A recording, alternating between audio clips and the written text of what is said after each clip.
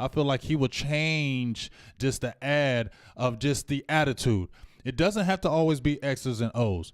When they signed Marc Colombo, correct? When they brought Marc Colombo on, they said they didn't change a lot on as far as the philosophy. It was the mentality. When they brought Chris Richard over, he didn't change a lot of things. It was his mentality that he brought over and changed the mentality of the team.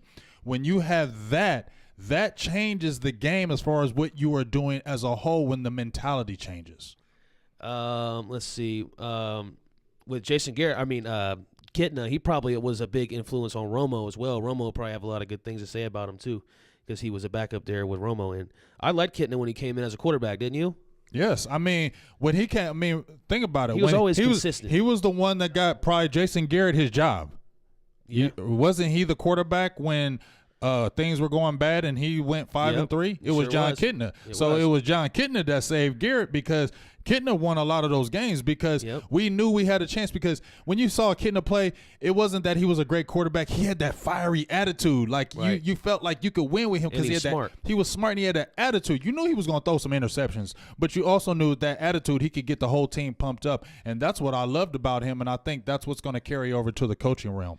Yeah, because Garrett was, I think, on an interim basis at that time, and it was kind of an interview to see how he was going to be. And what better way to win a job when you're winning with a backup guy? Right. What's up, Michael Lasefa? Appreciate you. We'll go ahead and jump right into another topic here that kind of transitions right into this. Gerald Crump says Chris Richard is the best for Dallas because he will make players accountable. I think Kitna will as well. I think a lot of the coaches there make people accountable. So Chris Richard will be returning. Yes. So how big is that? And obviously, that's huge. Did no other teams want him, or what do you think happened there? Is Jerry just paying him more? I definitely feel like he's going to get a pay raise. I just think it was a situation where, he was a hot name, but let's be honest with you. A lot of people remember the last game he played, right? The last game that we played, it didn't leave a good taste in people's mouth, right? The defense got blew away.